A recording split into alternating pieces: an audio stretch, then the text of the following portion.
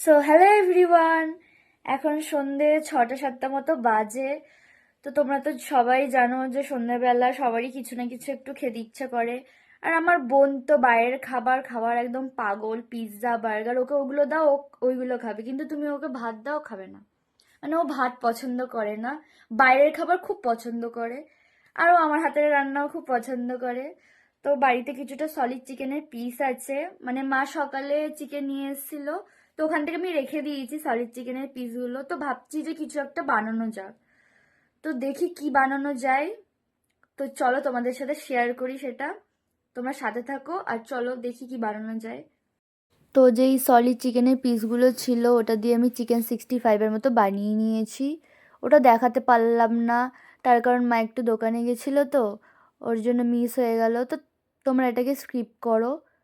তো আমি ব্রেডের মধ্যে মেয়োনিজ লাগিয়ে নিচ্ছি। এটা স্যান্ডউইচের মতো বানাবো, তো একটা ব্রেডে আমি মেয়োনিজ লাগিয়ে নিচ্ছি আর একটা ব্রেডে আমি একটু সস লাগিয়ে দিচ্ছি।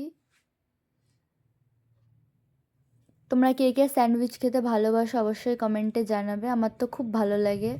তো আমি যেটা বানিয়েছি চিকেনের ওটাও দিয়ে দিচ্ছি ব্রেডের মধ্যে। এটা খেতে অবশ্যই ভালো হবে।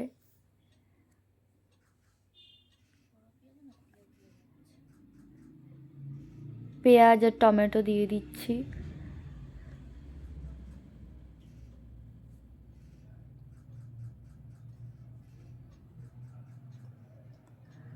চিজ দিয়ে দিচ্ছি, চিজ খেতে তো সবাই ভালোবাসে আর আমিও খুব ভালোবাসি, তো বেশি করে একটু চিজ দিয়ে দিলাম। তো এবার এটাকে আমি বাটার দিয়ে সেঁকে নেব। তো কেমন হয়েছে অবশ্যই সবাই কমেন্টে জানাবে। টাটা।